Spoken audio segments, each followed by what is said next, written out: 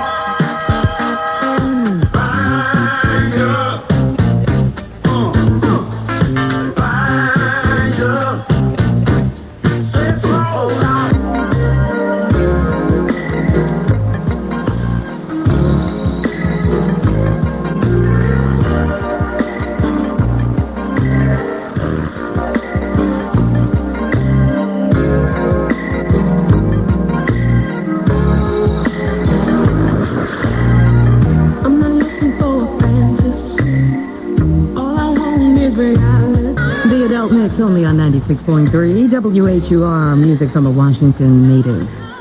Tanya Blunt taking you through the rain till you do me right before that after 7. Also, Raphael Sadiq and Ask of You, and Glenn Jones, I've Been Searching. Count Basic, ML in the Sunshine.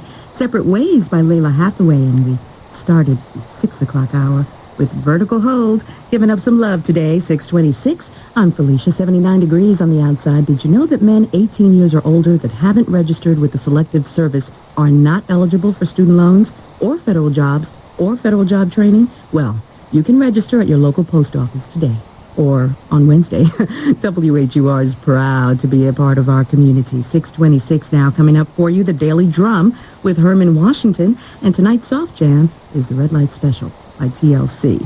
So when you hear that Red Light Special, you make sure you call in. Bob has some great tickets for you to see the Budweiser Superfest.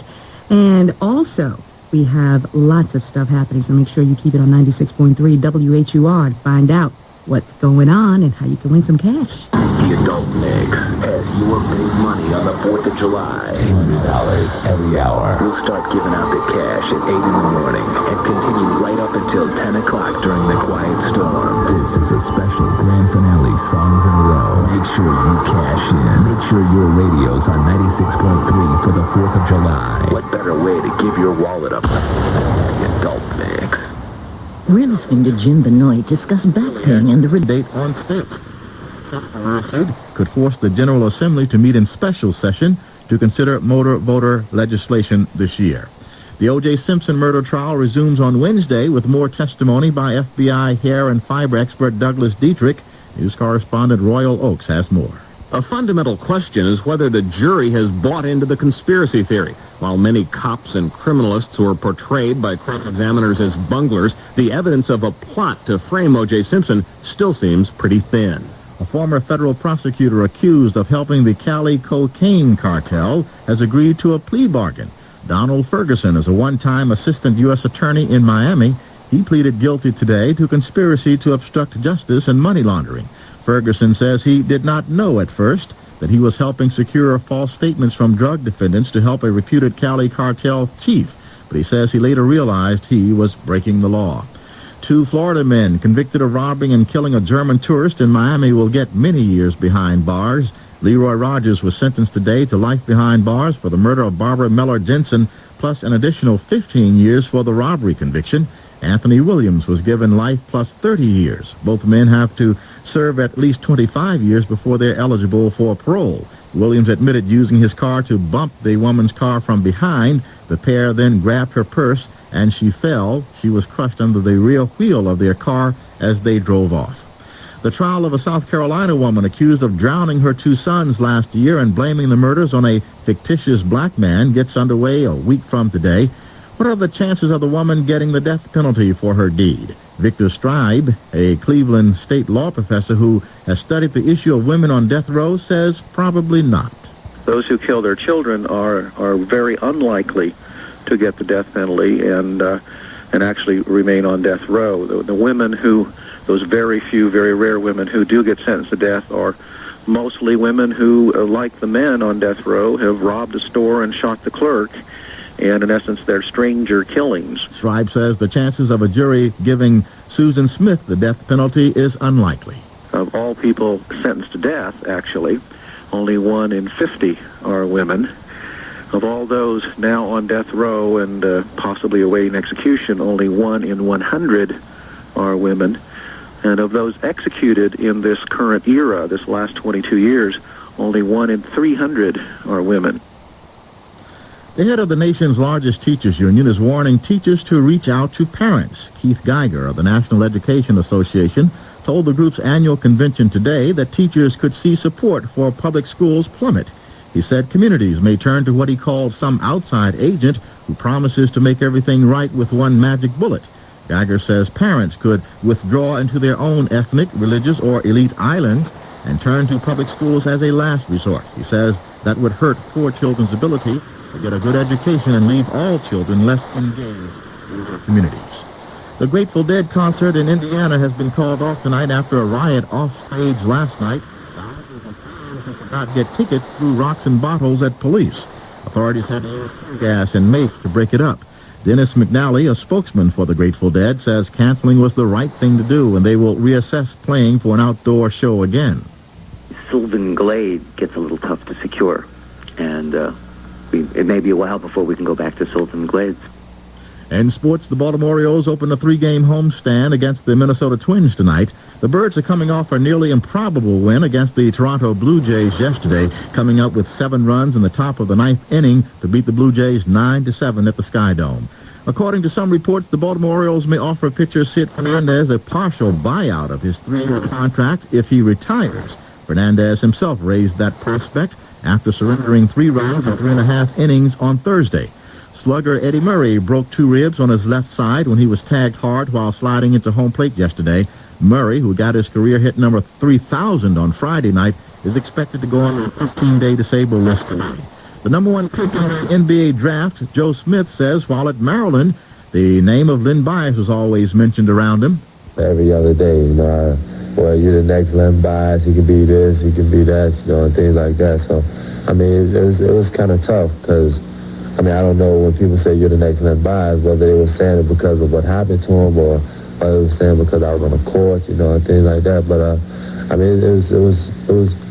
was a compliment because, he was a great player, but, it was still thoughts in the back of my mind why could they be saying it. Smith says when he plays for the Golden State Warriors, his mom will live with him during his rookie season. He's going to come out, make sure I don't get mixed up in the wrong crowd.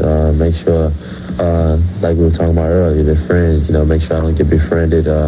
Make sure, people that say they want to be my friend, because I'm a good guy and not because of how much money I make, because I'm on TV every day or something like that. And she's just going to be there to watch over me.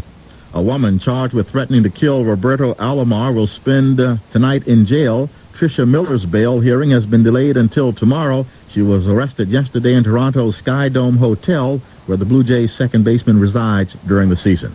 Coming up tonight on Insight, how affirmative action and welfare hurt blacks. Please join our discussion by calling 432-WHUR, 432-9487. Insight is next. Did you ever reach into the pocket of 600 today?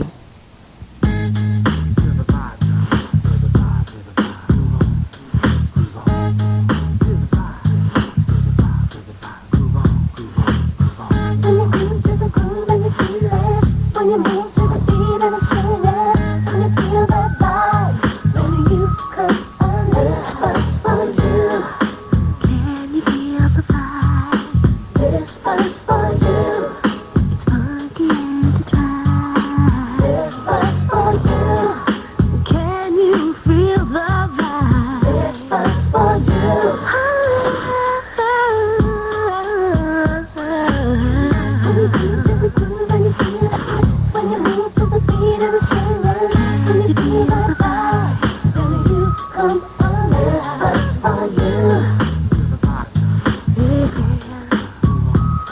Budweiser beer, Anheuser-Busch, St. Louis, Missouri. 96.3. Welcome to Insight. Your questions, your comments. To join us, dial 432-WHUR. Non-local calls, toll free, 1-800-221-WHUR. Insight. Good evening. Welcome back to the Daily Drum. I'm Herman Washington. It's time for the Insight segment. Tomorrow is July 4th. The nation celebrates another year of independence, of taxation and rule of the colonies by the British. Cookouts, barbecues, picnics, and beaches will be on the agenda, and all Americans will be celebrating. But do all Americans have reason to celebrate? Nearly 100 years after the colonies declared their freedom, blacks remained slaves. The Declaration of Independence meant one thing for whites. The Declaration of Independence for blacks came in the form of constitutional amendments. And nearly 100 years after that, there were civil rights laws and affirmative action laws given and then taken away, according to some in the civil rights arena. Our guest this evening says affirmative action has actually hurt blacks. His name is Joe Howard, and he's a co-publisher of the Black Economic Times bi-weekly newspaper. If you'd like to join our discussion, please call 432-WHUR, 432-9487. And from outside of the local listening area, our toll-free telephone number is 1-800-221-WHUR. Mr. Howard, welcome to the Insight segment. How are you this evening, sir? Fine, sir. Well, that's good. Before we talk about affirmative action hurting blacks, let's go to the issue of civil rights. You often challenge the agenda of the civil rights movement. Tell us about that. Fine. I missed some of that, Herman.